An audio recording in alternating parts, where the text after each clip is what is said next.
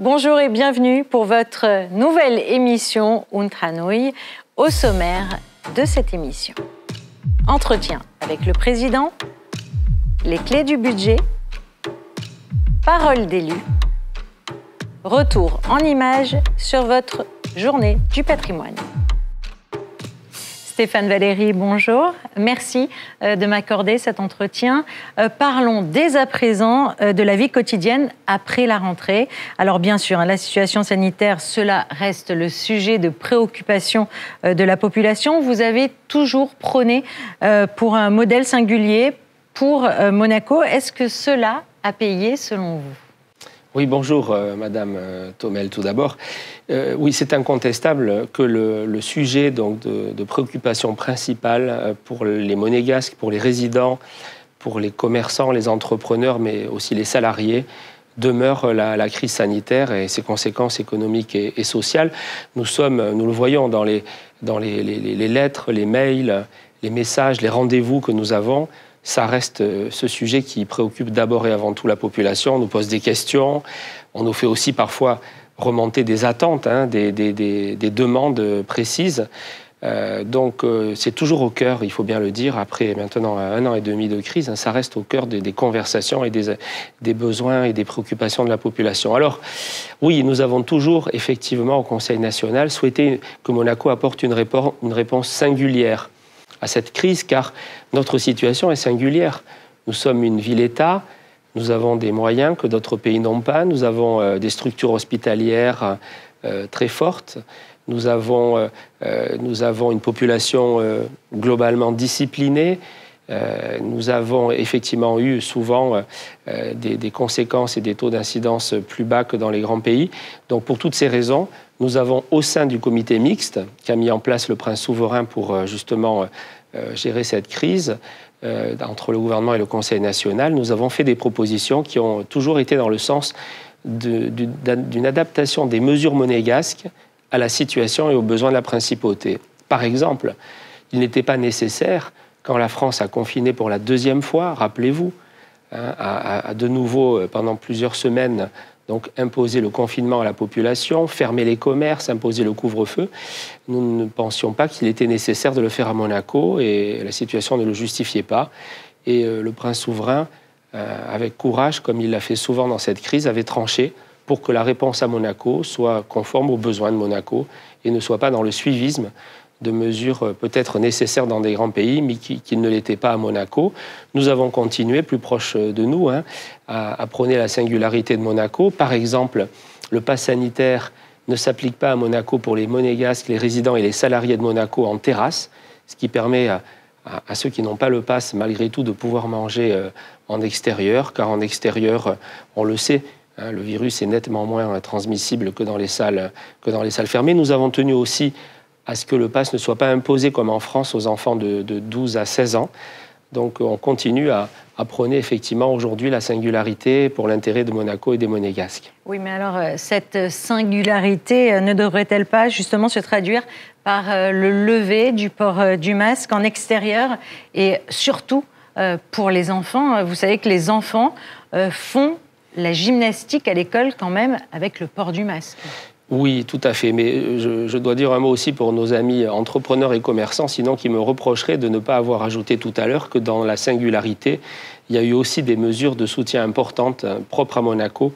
Rappelez-vous les AS, les aides aux sociétés. Rappelez-vous donc ces aides massives. Rappelez-vous la CARE qu'on a mis en place avec le gouvernement quand les choses allaient mieux, pour aider de manière ciblée les entreprises qui en ont encore besoin dans les secteurs les plus touchés. Rappelons-nous aussi des fonds de relance de toutes les couleurs, le bleu pour le numérique, le blanc pour l'aménagement des bâtiments, le rouge et blanc pour les commerçants, pour la priorité donc d'achat au commerce en principauté, le vert pour la transition écologique et les achats de véhicules électriques. Donc voilà, la singularité, c'était aussi l'économie. Pour revenir à votre question, oui, nous considérons aujourd'hui au Conseil national, et nous sommes unanimes sur ce point, que la situation sanitaire s'étant nettement améliorée à Monaco. Nous sommes de manière durable maintenant, depuis plusieurs semaines, autour de 30 en taux d'incidence. Et les Français, d'ailleurs, eux, ont décidé qu'à partir de 50, par exemple, le masque serait supprimé dans les écoles. Alors, on est pour la singularité, mais nous sommes des gens pragmatiques. Si des grands pays font de bonnes choses, ce n'est pas interdit de les faire aussi en principauté. Et en l'occurrence, oui, nous estimons, compte tenu des conséquences du port du masque pour les enfants, notamment dans le primaire, c'est difficile l'apprentissage des langues, notamment même la langue française aussi d'ailleurs. Pour les petits, quand le professeur est masqué, que l'enfant est masqué, c'est évidemment une perte de qualité de l'enseignement, une perte pédagogique. C'est aussi, il faut bien le dire, très pénible pour la qualité à l'école, la qualité de vie à l'école des enfants. Donc nous avons demandé au dernier comité mixte, nous n'avons pas encore été entendus pour le moment par le gouvernement, mais nous le redemanderons au prochain, la suppression effectivement du port du masque pour les enfants quand ils sont assis à leur table, à leur place à l'école. Je crois que c'est très attendu aussi.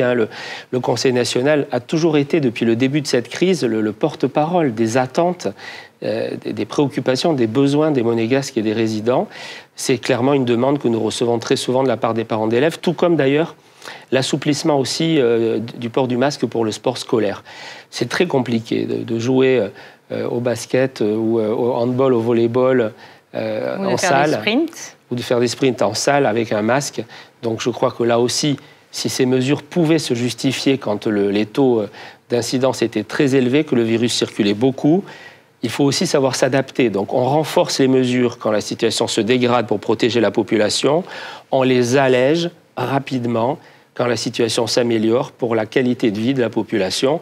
Là, nous trouvons effectivement que le gouvernement est un peu trop frileux sur ces questions et nous y reviendrons, tout comme d'ailleurs pour le port du masque en extérieur. Quand on est à 30 d'incidence, quand Dieu merci, on a maintenant en moyenne un cas par jour, quand on a très peu de monde à l'hôpital, quasiment plus personne en réanimation, je pense que la qualité de vie des résidents, c'est de pouvoir se promener en extérieur sans porter le masque. À l'exception peut-être, ça peut se discuter de certaines zones à forte fréquentation. D'ailleurs, ce fut le cas par le passé avec succès. On avait dit la place du Casino, peut-être la place du Palais, etc. Carrefour, on peut imaginer que le masque soit porté dans ces zones. Mais pas partout aujourd'hui à Monaco. Donc nous reviendrons dès le prochain comité mixte sur cet assouplissement, ces mesures qui participent de la qualité de vie de la population et qui nous demandent de porter ces attentes. Nous le faisons, nous le ferons auprès du gouvernement. Mais je tiens à rappeler aussi aux Monégasques et aux résidents que nous ne sommes pas dans le cadre d'un pouvoir décisionnaire du Conseil national. Nous avons notre avis à exprimer au comité, nous le faisons, mais ces décisions relèvent d'arrêtés ministériels et donc le gouvernement n'est pas obligé de nous entendre. Pour autant, on a toujours, je pense, su le convaincre quand nos demandes étaient légitimes et justifiées. J'ai bon espoir que ces mesures soient assouplies rapidement à Monaco. Et puis le Conseil national, vous avez pris de nouvelles mesures. Il suffit de regarder cet hémicycle, oui. Et puis également lors des prochaines séances publiques.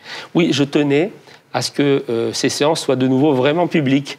Parce que nos séances publiques, elles étaient télévisées, elles étaient reprises sur les réseaux sociaux, sur Internet, mais elles n'étaient plus accessibles au public physiquement en présentiel. Donc la situation s'améliorant, les jauges ayant été supprimées, notamment pour les spectacles, il était normal que je prenne la même décision pour l'hémicycle du Conseil national. Donc dès la première soirée publique du 7 octobre, les Monégasques, les résidents, les amis de la Principauté pourront revenir en présentiel avec simplement, donc on a travaillé bien sûr avec la direction de l'action sanitaire en respectant donc les mesures barrières qui nous ont été demandées, c'est-à-dire le port du masque. Donc les élus seront de nouveau assis à leur place dans l'hémicycle, les uns à côté des autres, mais avec le masque obligatoire. On le demandera aussi au public qui devra donc entre groupes différents être séparé au moins d'une chaise vide. Mais sous ces réserves, nous avons l'accord donc de la DASA pour l'ouverture de nos séances publiques. Et puis nous commençons à avoir un peu de recul. Alors comment l'économie du pays a-t-elle traversé cette crise selon vous ?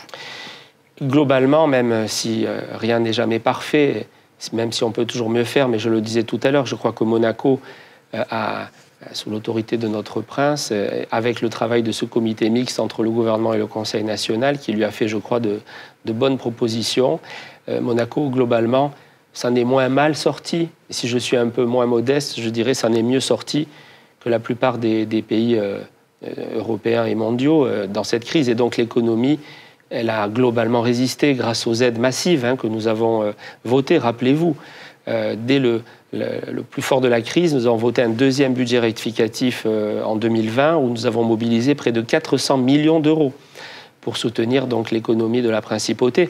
Globalement, il n'y a eu très peu, voire pas de faillite, de dépôt de bilan liés à cette crise.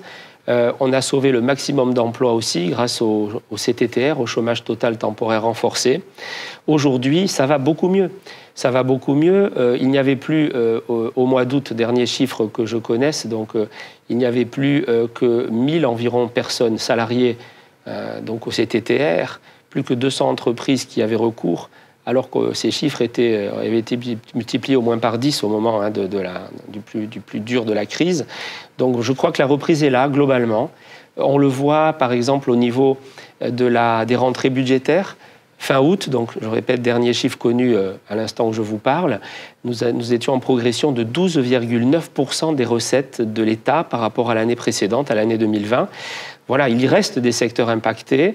Le tourisme n'est pas revenu au même niveau qu'en 2019. Bien sûr, les croisières, l'événementiel redémarre, mais il n'est pas encore au niveau de 2019. Mais globalement, notre économie est clairement sur la voie du redressement et de la croissance retrouvée. Parlons maintenant du budget rectificatif, puisqu'il s'agit du sujet de cette prochaine séance publique. Comment vont les finances de l'État après l'année Covid ? Écoutez, globalement, nous avons des finances publiques qui se portent plutôt bien. D'abord, vous le savez, non seulement Monaco n'a pas de dette, mais Monaco a même un fonds de réserve constitutionnel qui est désormais de près de 6 milliards d'euros. Cette année, donc, ça a été d'ailleurs au cœur des débats en séance privée dans les commissions plénières d'études pour préparer ce budget rectificatif avec le gouvernement, ce budget 2021. Le gouvernement nous semblait très pessimiste. Il nous avait présenté un premier budget rectificatif avec un déficit de 72 millions d'euros. Ça ne nous semblait pas la réalité de ce que nous constations sur le terrain, de la reprise économique, de la reprise des recettes. Je vous disais qu'elles sont en augmentation de 12,9% fin août par rapport à fin août 2020. Or, le gouvernement, dans son prévisionnel, arrivait avec des recettes en recul à la fin de l'année par rapport à 2020. Donc on voit bien qu'il y a quelque chose là qui n'était pas cohérent. Il faut dire aussi, à sa décharge, que l'été a été bon et que le budget rectificatif avait été déposé au début de l'été par le gouvernement. Donc il y a eu de bons résultats qu'il n'avait pas encore quand il a déposé son premier budget rectificatif. Donc nous avons demandé à ce que l'État, le gouvernement, travaille sur un nouveau budget, ce qu'il a fait. Donc nous avons été largement entendus puisque finalement, le budget qui est présenté à notre vote n'est plus à moins 72 millions, mais à moins 8 millions. Il faut savoir aussi que donc, les recettes ont été réévaluées en partie, pas autant qu'on l'aurait souhaité, mais elles ont été réévaluées. Il reste une surestimation, à notre avis, des dépenses, mais ça, c'est un problème chronique. Le gouvernement est toujours extrêmement pessimiste dans la préparation de ses budgets. Donc là, nous le savons, l'année dernière, par exemple, seulement 95% des dépenses inscrites ont vraiment été dépensées. Donc aujourd'hui, on nous demande de voter 1,7 milliard de dépenses, mais nous savons déjà que 80 ou 90 millions de ces dépenses seront votées, bien sûr, mais ne seront pas dépensées réellement parce qu'il peut y avoir des retards sur les chantiers, il peut y avoir des dépenses de personnel qui ne sont pas recrutés, donc on n'a pas vraiment à réaliser. Donc vous voyez que quand on présente du côté du gouvernement un budget à moins 8 millions, mais qu'on sait déjà que 80 ou 90 millions de dépenses ne seront pas effectuées, on voit bien qu'on est rentré de nouveau dans une réalité budgétaire excédentaire et tout le monde s'en réjouira pour la principauté. Nous tenions vraiment à ne pas envoyer un message négatif aux investisseurs, aux résidents.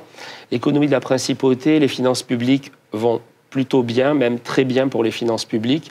Il n'y avait pas de raison de voter un budget très, très déficitaire qui ne reflétait pas la vérité et surtout qui aurait pu inquiéter à tort les investisseurs. Donc Monaco va bien.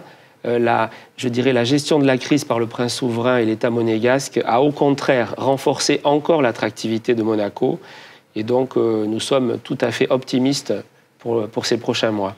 Mais est-ce que ce budget, par exemple, permettra de tenir d'autres grands engagements comme le plan logement ? Bien sûr, justement, parce que nos finances publiques sont saines, parce que pour le Conseil national, c'est la priorité absolue de bien loger tous les monégasques dont la situation le justifie dans leur pays, parce que c'est la volonté du prince souverain qui a fait un plan logement sur le moyen terme très important, qui correspondait tout à fait à la demande des monégasques et de leurs élus. Nous allons tenir, bien sûr, les livraisons massives d'appartements domaniaux. 2022, c'est la première année où on va vraiment sentir le fruit de cette nouvelle politique décidée au début de ce mandat, de cette législature. Vous savez qu'on aura la tour Testimonio 2, donc, avec près de 200 logements neufs, très bien situés donc, du côté de Testimonio.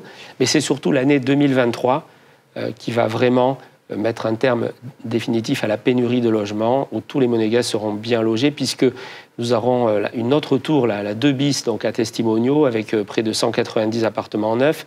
Nous aurons 65 appartements neufs du côté du croisement du boulevard de Belgique et du boulevard du Jardin Exotique, donc au Palais Honoria. Et nous aurons 140 logements neufs du côté de la Condamine, à la rue Platy, avec l'opération Grand Ida. Donc oui, je le confirme, ça a été une demande forte du Conseil, le gouvernement l'a confirmé, ces délais seront tenus et les livraisons seront bien effectuées comme elles l'ont été prévues. Oui, on parle de plus de 600 logements. L'administration va pouvoir accompagner ce nouveau programme domanial ? Plus de 600 logements neufs, oui, c'est très important. Alors, très franchement, ce fut là aussi un des sujets importants discutés en séance privée avec le gouvernement. L'État monégasque fait des efforts considérables, on le voit, pour bien loger sa population. On investit des centaines de millions d'euros. Or, il faut derrière que le service après-vente, si je puis dire, suive. Il faut d'abord que la direction de l'habitat, qui gère les appels à candidature, ait les moyens nécessaires pour faire ces appels à candidature. Mais il faut surtout que l'administration des domaines, qui gère un peu comme le propriétaire, donc ces appartements, puisse avoir des effectifs suffisants pour répondre aux questions, aux problèmes rencontrés par les locataires ou par les titulaires des contrats habitation-capitalisation des CHC. Or, on voit déjà aujourd'hui que ces services, et notamment les domaines, sont sous-staffés. Donc il y a des délais trop longs, parfois on ne répond pas aux questions, parce que malgré tous les efforts des personnels en place, ils ne sont pas suffisamment nombreux. C'est encore plus compliqué quand il s'agit de suivre des petits problèmes d'entretien de l'appartement. Donc nous pensons qu'il ne faut pas faire des économies inutiles. On a besoin de création de postes, 600 logements de plus. Ils ont déjà du mal, ils ne sont pas assez nombreux pour répondre de manière satisfaisante et rapide aux attentes des monégasques locataires et titulaires de CHC. Vous imaginez ce que ça sera avec 600 familles de plus. Donc le gouvernement nous a répondu avec la création d'un poste au domaine. Non, c'est clairement très insuffisant. Donc il faut créer plusieurs postes pour répondre à ces besoins. Nous y reviendrons largement en séance publique. C'est une petite mesure budgétaire, mais ça serait un grand pas vers la qualité, je dirais, du ressenti des monégasques vis-à-vis de l'administration. Et puis alors, sinon, comment se profile la fin de l'année législative après le vote de ce budget rectificatif ? Nous avons aussi une activité législative intense. D'ailleurs, nous n'avons jamais cessé, même pendant au plus profond de la crise sanitaire. Nous n'avons jamais cessé de travailler sur d'importants textes législatifs. Alors oui, d'ici la fin de l'année, nous aurons au moins 2 séances publiques législatives, peut-être 3 si c'est nécessaire. Il y a des textes très importants qui vont être débattus, votés par l'Assemblée.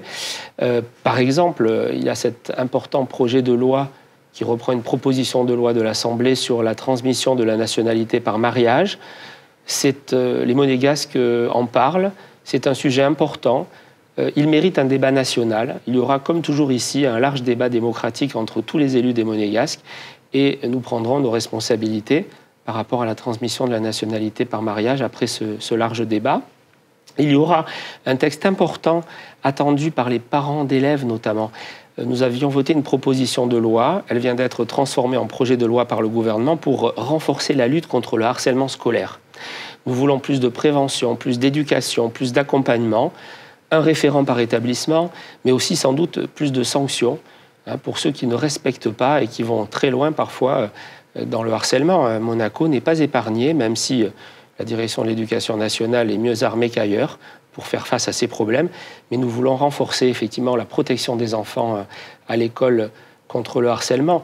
Il y a aussi de nombreux textes qui seront votés pour renforcer la lutte contre le blanchiment. Il y a aussi un texte important pour les monégasques qui vise à améliorer le contrat habitation-capitalisation. Nous nous sommes aperçus qu'avec les années qui passent, donc, les foyers monégasques évoluent. Et quand ils ont acheté un CHC en couple dans un 2 pièces, ils ont envie un jour, bien sûr, quand ils ont un enfant, de déménager dans un 3 pièces, ou quand on avait un enfant, on en a 2, on veut déménager dans un 4 pièces. Donc il faut rendre le contrat habitation-capitalisation plus mobile, plus flexible. Il faut pouvoir le transférer facilement sur un nouvel appartement. C'est notamment sur ce point que nous avons beaucoup travaillé pour rendre effectivement le CHC plus conforme aux attentes encore des monégasques. Et puis, dernière question, Président, avant de vous libérer. Vous vous êtes rendu à Tende pour rendre un hommage aux victimes de la tempête Alex. Oui, j'y étais présent effectivement samedi dernier, j'y tenais beaucoup. Je me rappelais de ces images terribles que j'avais vues quand j'avais pu accompagner le prince souverain, le ministre d'État d'ailleurs, dans un déplacement dans les jours qui avaient suivi. Nous avions survolé la vallée de la Vésubie. C'était vraiment épouvantable, des scènes cauchemardesques de cette tempête épouvantable qui a fait, rappelons-le, 18 victimes à l'époque, et tellement de dégâts considérables qui ne seront pas encore, loin de là, à tous réparés pour ces populations. Donc là, il s'agissait d'un hommage notamment au berger, aux 18 victimes bien sûr, mais au berger qui a été emporté malheureusement par les eaux et qui en est mort alors qu'il voulait protéger son troupeau. Donc nous avons assisté à l'invitation du maire de Tende. Donc Monaco était représenté par Jacques Boisson, le secrétaire d'État qui représentait le prince souverain, et par moi-même pour le Conseil national. Nous étions aux côtés du président du Conseil départemental des Alpes-Maritimes, du préfet des Alpes-Maritimes, de très nombreux maires, de tous les maires, je crois, de la vallée, important de la vallée de la Roya, de Jean-Claude Guibal, président de la CARF, le maire de Menton, de nombreux élus, présidents de région, élus italiens, maires italiens. C'était important pour moi de témoigner de la solidarité, de l'empathie des Monégasques vis-à-vis de ces habitants de la Roya. On y a beaucoup d'amis, beaucoup de Monégasques qui ont aussi des résidences secondaires, voire même des parents. On s'est sentis tous très concernés à l'époque. Monaco a d'ailleurs débloqué 3 millions, dont 1 million pour les aider, eux, ceux de la vallée de la Roya. Donc voilà, après une messe, nous avons pu nous recueillir devant l'inauguration d'un mémorial, justement, pour qu'on n'oublie jamais ces terribles moments et ces victimes. Voilà, c'était évidemment un moment très émouvant et c'était important que Monaco soit là et rappelle sa solidarité à nos amis de la Roya. Merci Stéphane Valéry d'avoir répondu à mes questions. Je vous propose à présent de retrouver Balthazar Sédou pour les clés du budget.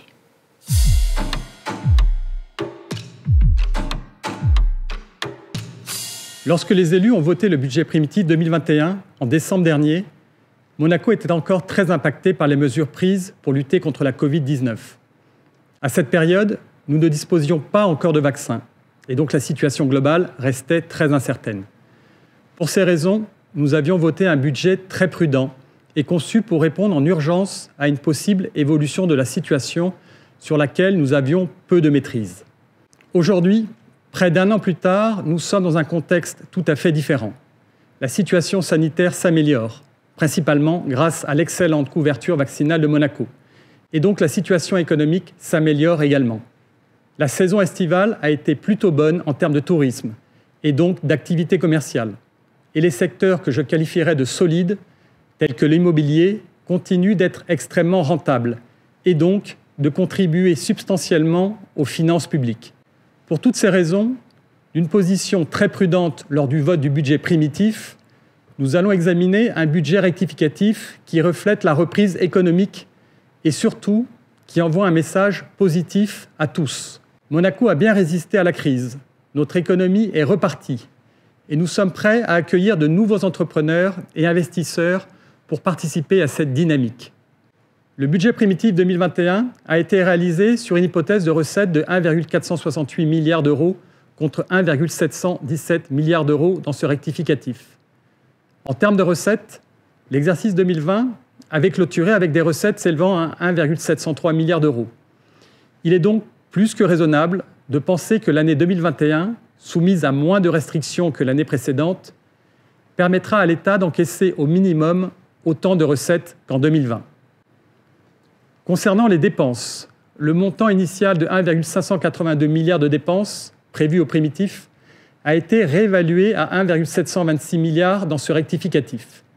Cela est essentiellement dû à des dépenses d'investissement supplémentaires. Le budget présenté aux élus, qui était estimé au primitif à plus de 114 millions de déficit, n'est finalement déficitaire que de 8,8 millions d'euros. Ce résultat, obtenu par le Conseil national après un débat contradictoire avec le gouvernement, est un excellent marqueur de reprise et envoie un message positif aux résidents et aux investisseurs. Eh bien parce que la réduction du déficit a pu se faire sans diminuer l'engagement financier de l'État pour la relance, ni pour les investissements importants en termes d'infrastructures dans lesquelles Monaco est engagé. Je citerai par exemple les dates de livraison des constructions du plan national pour le logement qui seront globalement tenues, mais également les grands projets comme l'îlot Pasteur qui continuent d'avancer. On peut également ajouter à cela le fait que Monaco est un État sans dette, qui finance l'ensemble de ses politiques publiques sur ses fonds propres. Tous ces éléments témoignent à la fois de la solidité de notre système économique et de notre capacité à rebondir rapidement. Comme j'ai pu le mentionner, c'est déjà de disposer d'un budget qui soit en accord avec la réalité économique de la conjoncture actuelle. C'est d'ailleurs l'application de l'article 38 de la Constitution qui dispose que le budget national exprime la politique économique et financière de la principauté. Ensuite, les élus continuent de veiller à ce que les engagements que le gouvernement a pris devant lui sont bien tenus, comme par exemple dans la mise en œuvre du plan national pour le logement. Enfin, et c'est un peu plus technique, une de nos priorités est de retrouver une pratique budgétaire traditionnelle. Au moment du vote du budget primitif 2021, les élus ont accepté que le gouvernement fasse usage d'instruments budgétaires flexibles, les comptes spéciaux du Trésor, pour faire face le plus rapidement possible aux besoins et incertitudes induits par la crise de la Covid-19. Nous avons ainsi fait passer l'intérêt général avant nos prérogatives budgétaires. Aujourd'hui, nous estimons qu'il est possible d'anticiper les besoins et par conséquent qu'il faut revenir à une gestion plus traditionnelle de l'action publique. Les aides aux entreprises et salariés dont la situation le justifie encore, tout comme les investissements dans la relance, doivent perdurer. Mais ils devront, à partir du prochain exercice, être faits par des inscriptions budgétaires classiques.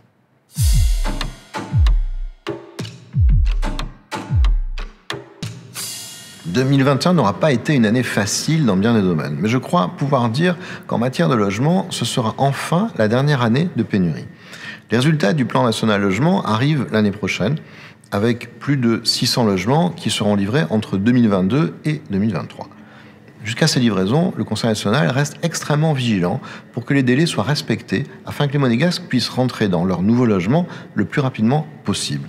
Pour cela, et pour rattraper en partie le retard pris avec la crise Covid, vous savez que nous avons obtenu du gouvernement qu'il revoie certaines conditions d'attribution. Notre objectif est de gagner du temps, car plus vite les Monégasques seront logés, meilleure sera la qualité de vie de leur foyer. Pour ce faire, en 2022, il y aura 2 commissions d'attribution, une au premier semestre et l'autre en fin d'année. L'attributaire d'un appartement dans un immeuble neuf pourra le visiter avant même la livraison du chantier. C'est une première qui permettra à nos compatriotes de mieux anticiper leur entrée dans les lieux. Et je rappelle que pour gagner du temps, tous ces logements neufs seront livrés avec une cuisine équipée, comme le gouvernement s'y est engagé. Autre point, un grand nombre de résidents des appartements domaniaux nous ont fait remonter que très souvent, trop souvent, les demandes d'intervention pour des petits travaux dans leurs appartements restent sans réponse. Petites fuites, problèmes de chauffe-eau, défaut de climatisation, fenêtres qui se dérèglent, autant de sujets qui demandent des semaines et parfois des mois avant qu'une solution ne soit apportée. Il y a clairement un manque de moyens accordés à cette question et nous sommes bien décidés à ce que cela change à l'avenir. Avec près de 600 logements supplémentaires, il est désormais temps de repenser complètement les procédures. L'administration des domaines a besoin de moyens supplémentaires pour renforcer ses effectifs et il en est de même pour la direction de l'habitat qui va devoir instruire des centaines de dossiers supplémentaires. Par ailleurs, nous demandons aussi que l'administration des domaines crée un service dédié aux petits travaux, comme cela se fait dans toutes les grandes copropriétés privées. Une demande ne doit plus rester sans réponse. Et tous les petits problèmes quotidiens d'un résident doivent pouvoir se régler en quelques heures ou au plus tard en quelques jours grâce à des équipes dédiées, disponibles et bien coordonnées, en collaboration bien évidemment avec les entreprises monégasques. Il est temps que les mentalités évoluent et que l'occupant d'un appartement domanial soit traité comme un client et plus comme un administré.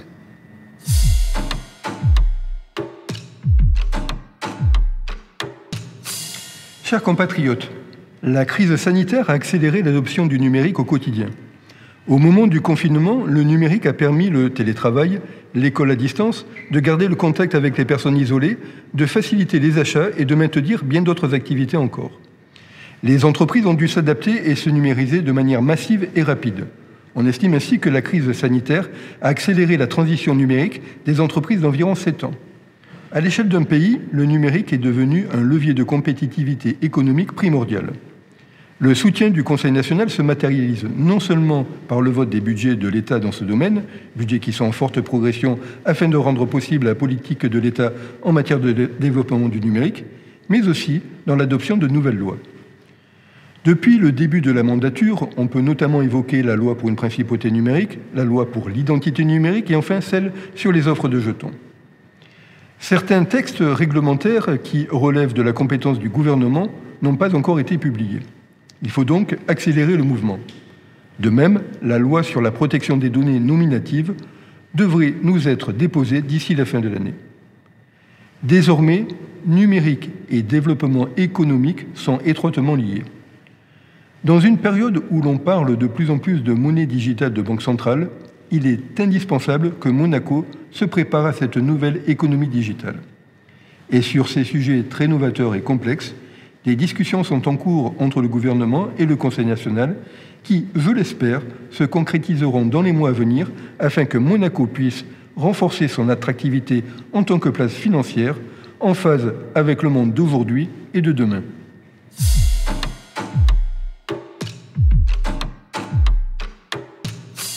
Chers compatriotes, ce budget rectificatif est l'occasion de faire un bilan sur le plan de relance et soutien économique apporté aux différentes entités de notre pays durant cette crise Covid-19. Concernant le volet sportif, les représentants du Conseil national ont continué de porter la voix de nombreuses associations qui ont connu de grandes difficultés durant la saison dernière et qui ont toujours besoin d'un réel coup de pouce pour mener à bien leur mission, notamment auprès de nos jeunes. Certains sports ont été plus impactés que d'autres en raison des restrictions sanitaires et le Conseil national sera particulièrement vigilant à la réponse qui leur sera donnée, que ce soit en termes de subventions comme d'infrastructures. Sur le registre scolaire, après avoir obtenu l'augmentation de 50% de l'enveloppe budgétaire consacrée aux bourses d'études il y a maintenant 3 ans, les élus attendent également que la liste des TGE, très grandes écoles, catégories de bourses spécialement réservées à nos jeunes nationaux, soit elle aussi agrandie avec de nouvelles écoles et universités de haut niveau, et ce, dans de nouveaux pays. Enfin, comme l'an dernier, la question du port du masque chez les plus jeunes élèves se doit d'être à nouveau soulevée. En effet, l'évolution positive de la situation sanitaire ces dernières semaines doit permettre de nouveaux ajustements en classe ainsi que pour le sport scolaire, afin de mettre nos élèves dans les meilleures conditions possibles pour suivre leur scolarité. Sécurité sanitaire et adaptation doivent rester les maîtres mots afin de concilier un environnement sûr et un cadre agréable pour les élèves de la principauté.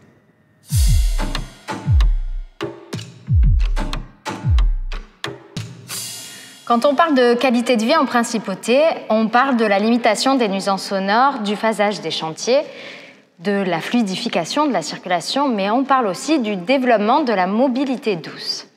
Non seulement car cela permet de vivre dans un environnement plus agréable, mais aussi car c'est un véritable enjeu tant environnemental que de santé publique. Vous le savez, depuis le début de la mandature, le Conseil national, en phase avec les objectifs environnementaux souhaités par le prince souverain, porte une attention toute particulière à ce sujet et propose au gouvernement les solutions qui lui paraissent les plus efficaces. Il s'agit en premier lieu de revoir l'organisation de nos transports urbains afin d'optimiser les parcours des autobus, mais aussi d'augmenter leur fréquence et amplitude horaire. Depuis longtemps, le Conseil national demande également l'électrification complète du parc des autobus en principauté et c'est avec satisfaction que nous avons appris que les bus les plus souvent utilisés passeront à l'électrique d'ici 2025. Nous encourageons donc le gouvernement à tout mettre en œuvre pour accélérer cette transition indispensable. J'en profite pour rappeler la demande des élus de rendre gratuite l'utilisation des autobus. Une phase de test a été acceptée par le gouvernement. Nous espérons qu'elle sera très prochainement initiée. En parallèle, la future livraison du parking d'entrée de ville au jardin exotique, couplée à des desserts d'autobus et à la future galerie des Salines, contribuera à réduire le trafic à Monaco. De même, nous encourageons le gouvernement à étudier la construction d'un nouveau parking supplémentaire à l'entrée est de la Principauté. Ces mesures, qui s'inscrivent dans une politique globale de mobilité douce, s'accompagnent d'outils numériques tels que Monapass, Mobi, Citymapper et bien d'autres. Vu la taille de notre territoire, nous nous interrogeons sur l'opportunité de regrouper tous ces outils en une seule et même application pour en faciliter l'usage. Enfin, le développement de la mobilité douce et la fluidification du trafic ne s'arrêtent pas à nos frontières. Il faut aussi prendre en compte les dizaines de milliers de salariés qui rejoignent la Principauté chaque jour et qui, lorsqu'ils utilisent leur véhicule personnel, engorgent les rues de Monaco. Pour eux, il faut bien sûr encourager le covoiturage, mais surtout augmenter la fréquence des TER et proposer de nouvelles solutions. C'est pour cela que le Conseil national insiste sur la nécessité de mettre en œuvre une navette maritime entre Nice et le port de Cap d'Aille qui constituerait une alternative supplémentaire à l'utilisation de la voiture. Alors que nous venons de traverser une période très compliquée, il est bien sûr l'heure d'accompagner la relance, mais aussi d'envisager, dans tous les domaines, toutes les pistes possibles pour faire de Monaco une principauté responsable.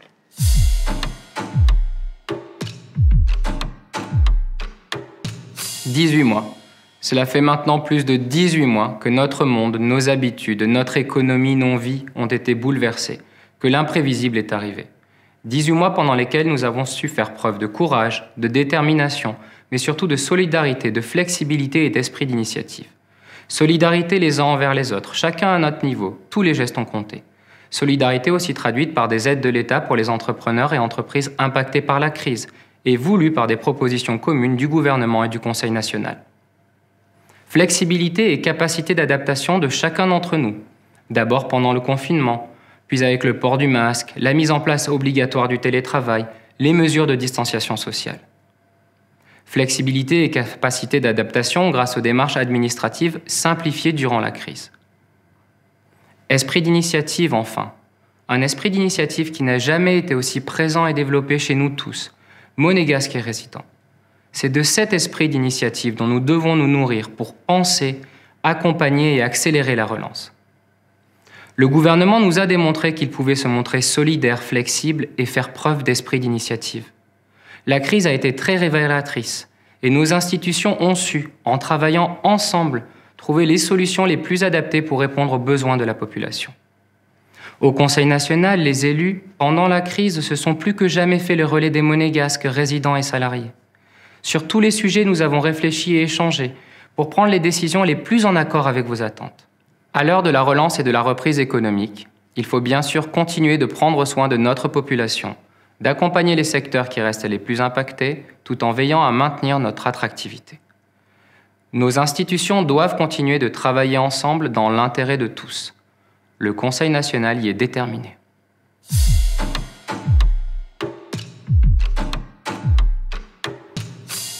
Mes chers compatriotes, lors du vote du budget primitif 2021 en décembre dernier, j'avais dénoncé un confort pour le gouvernement à sous-évaluer les recettes et surévaluer les dépenses. Mes craintes étaient malheureusement fondées, alors que le budget rectificatif qui va être présenté au Conseil national voit ses recettes réévaluées à près de 1 718 millions d'euros, soit une hausse de 17% des montants du budget primitif, présenté pourtant il y a seulement 10 mois. J'avais également été le seul élu à alerter sur l'usage abusif des comptes spéciaux du Trésor par le gouvernement, pour lesquels un montant débiteur prévisionnel de 185 millions d'euros avait été inscrit au budget primitif 2021, après un précédent débit de 60 millions d'euros en 2020. Ce montant de 185 millions est de nouveau inscrit au budget rectificatif. Mais, car il y a un mais, les élus de la majorité primo me rejoignent enfin sur l'emploi excessif et de manière répétée de ces comptes spéciaux afin de masquer de manière artificielle des dépenses budgétaires structurelles. Car la réalité est là. Oui, le gouvernement a su réagir face à la crise économique et sociale qui nous a frappés avec la Covid. Oui, nos emplois ont été protégés et notre économie peut prétendre à une relance rendue possible aujourd'hui avec les mesures et barrières sanitaires. Mais nos réserves financières sont au plus bas. Nous ne pouvons plus, à Monaco, dépenser quoi qu'il en coûte. Près de 80% des personnes en âge de l'être sont vaccinées en principauté. Et le pass sanitaire est le seul outil efficace qui nous permettra d'éviter des stop-and-go économiquement délétères. Il est maintenant urgent de repartir sur des bases saines et sécurisées sans prendre le risque d'être frappé à nouveau par un retour des restrictions.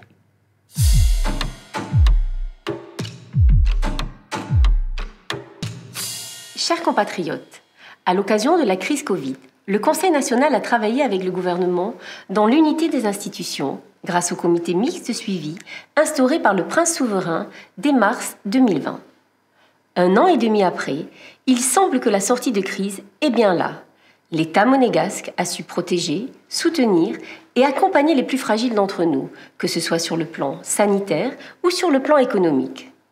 À l'occasion de ce budget rectificatif 2021, il nous a semblé que le gouvernement avait tendance à présenter des arbitrages budgétaires sans se soucier de la position du Conseil national. Il est donc important de rappeler que le Conseil national vote les lois de budget et c'est la raison pour laquelle le gouvernement doit informer et tenir compte de l'avis des conseillers nationaux avant de se livrer à des pratiques comptables aboutissant, à travers un pessimisme excessif, à des résultats qui ne sont pas conformes à la réalité économique et financière de notre pays. Le rapport de la Commission des finances et de l'économie n'a d'ailleurs pas manqué de le souligner. Le modèle économique et social de la principauté a traversé cette crise en démontrant, une nouvelle fois, toute sa force. Les fonds de relance ont notamment permis à notre vie économique de se positionner de la meilleure façon possible à l'occasion de la reprise mondiale.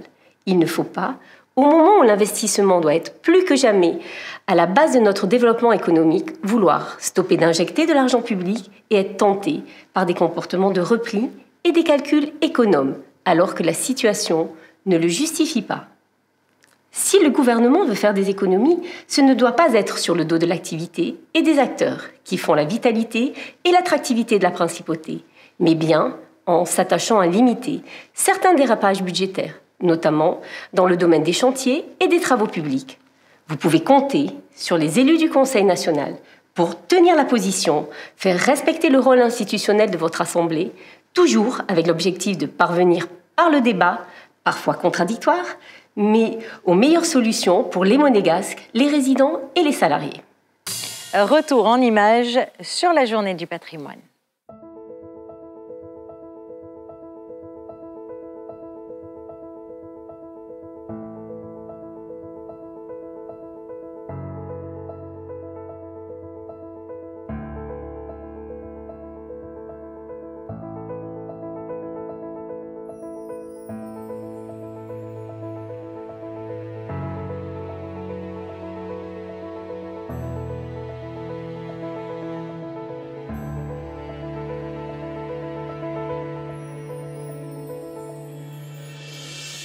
C'est durant cette journée du patrimoine qu'a été révélée la nouvelle fresque qui décore le grand hémicycle. L'Estampe du temps, création d'un studio monégasque, offre aux élus la vision d'un panorama de la principauté. Vu de près, ce panorama est constitué de lettres. Ces lettres sont celles de la Constitution, ce qui illustre l'ancrage du Parlement dans le pays réel au travers de sa Constitution.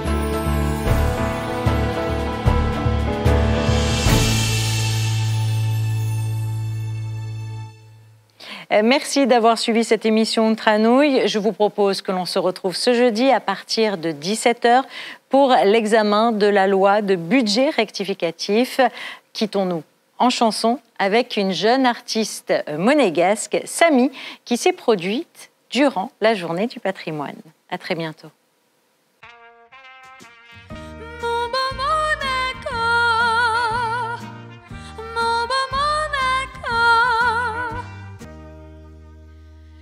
Sur la Méditerranée, sous un ciel bleu d'été, il existe un beau rocher à l'histoire enchantée. Et vers son joli palais, illuminé au bon printemps, loin j'envoie mes tendres pensées. J'ai un amour, Monaco mon pays, depuis toujours mon cœur est à lui.